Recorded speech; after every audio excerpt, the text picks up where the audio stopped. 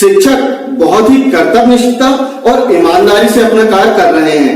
मेरे मार्गदर्शक प्रचार आदरणीय श्री दीपक हलवे जी ने एक अनुभव किया कि बहुत सारे शिक्षक ऐसे हैं जो अपने कार्य क्षेत्र में अपना उत्कृष्ट प्रदर्शन करते हैं, लेकिन जानकारी और सूचना के अभाव में इन शिक्षकों के नाम राष्ट्रपति और राज्यपाल जैसे उत्कृष्ट पुरस्कारों की सूची में इनके नाम शामिल नहीं हो पाते। जी हाँ, नमस्कार, मैं जय डहरिया और आज हम देखेंगे छिंदवाड़ा जिले से राष्ट्रपति पुरस्कार प्राप्त शहीद अंसारी और राज्यपाल पुरस्कार प्राप्त अनिल कोटेकर जी के व्यक्तिगत अनुभव और क्या है इन पुरस्कारों को प्राप्त करने की प्रक्रिया। देखते हैं स्क्रीन पर।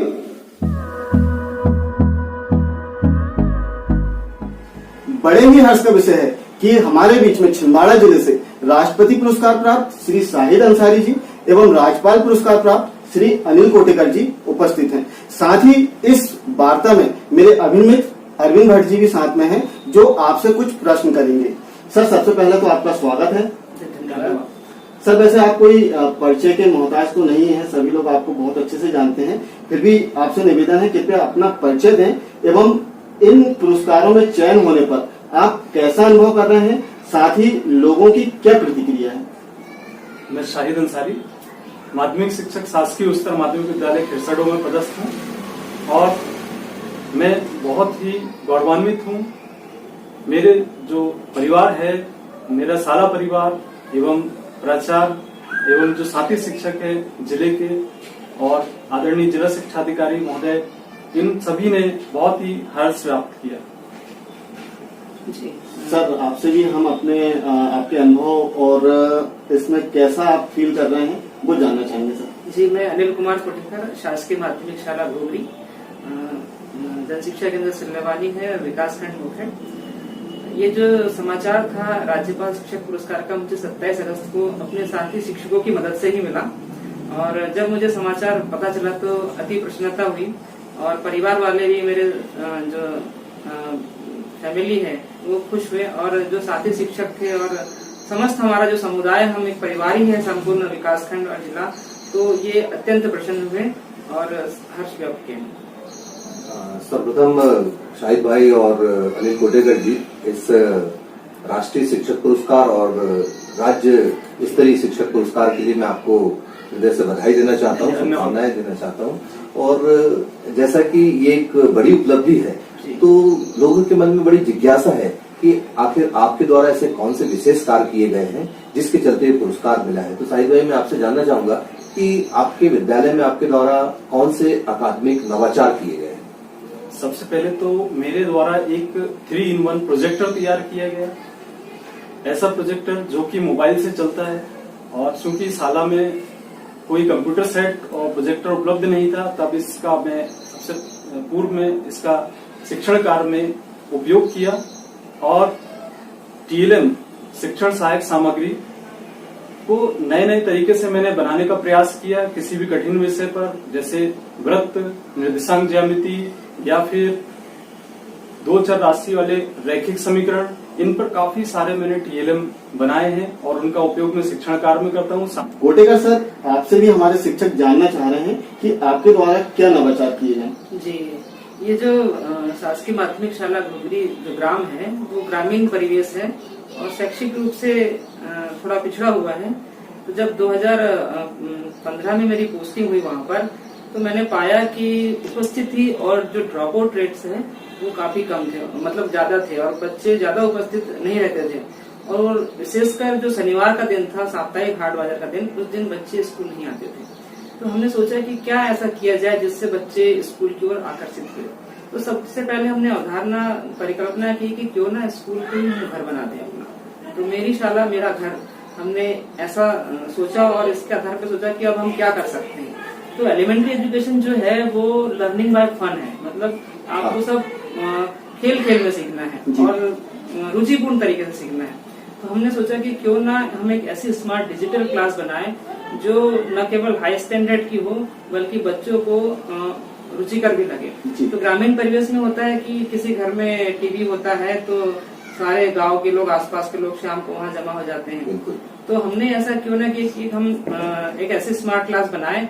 तो उसके लिए हमने क्या, सबसे पहले हम फंड का जो प्रश्न उठा, तो शासन तो हमें देती है फंड, वो फंड हमारा बाकी चीजों में व्यय हो जाता है, जैसे स्टेशनरी हो और अन्य भी एक्टिविटीज में। तो चूंकि 25 से 30 हजार रुपए हमें उसके लिए आवश्यकता थी, तो हमने सोचा कि हम अपना वेतन का क्यों ना मात्र 1% जो राशि है वो हर महीने जमा करें, तीनों शिक्षक मिलकर। तो मेरे साथी शिक्षक श्री रामू पवार सर एवं श्री पांतावने सर जो मुझसे सीनियर हैं, वो इस विचार पर सहर्ष तैयार हो गए। और फिर हमने हमारा एक यात्रा चालू हुई स्मार्ट क्लास बनाने की। जब हमारी वो क्लास बनकर तैयार हुई तो हमने पाया कि उपस्थिति ऑटोमेटिक बच्चों की बढ़ गई और ड्रॉप आउट रेट्स भी घट गए।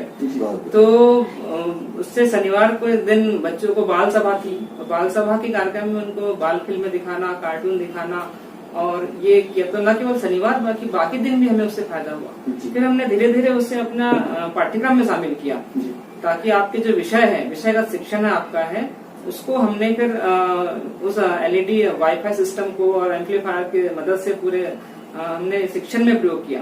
तो जो भी आपके पाठ थे, लेसन थे, वो हम उनको ऑनलाइन दिखाते थे। तो समझाने के बाद और फिर दिखाते थे, तो उनको ज्यादा वो याद रहता था। जी, बहुत ही अच्छा नवाचार सर।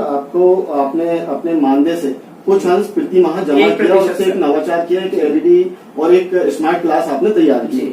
सर, एक बहुत ही महत्वपूर्ण प्रश्न है जो हमारे शिक्षक जानना चाह रहे हैं कि आपने इस पुरस्कार के लिए, जैसे राष्ट्रपति पुरस्कार कहें या फिर राज्यपाल पुरस्कार कहें, तो इसके लिए क्या प्रक्रिया अपनाई सर आपने? सबसे पहले तो एमएचआरडी की वेबसाइट पे एक आवेदन मंगाया जाता है ऑनलाइन, जिसको हमने 27 जून से 6 जुलाई तक भरना था।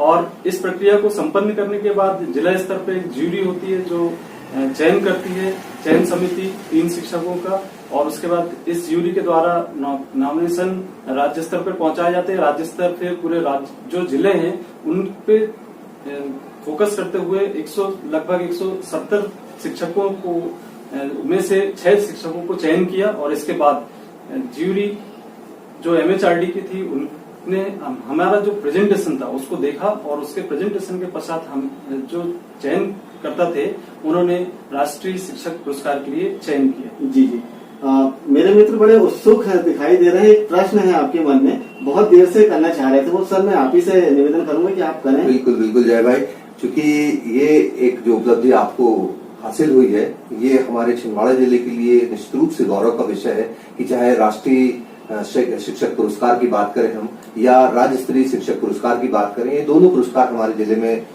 इस वर्ष हमारे साथियों को मिले हैं।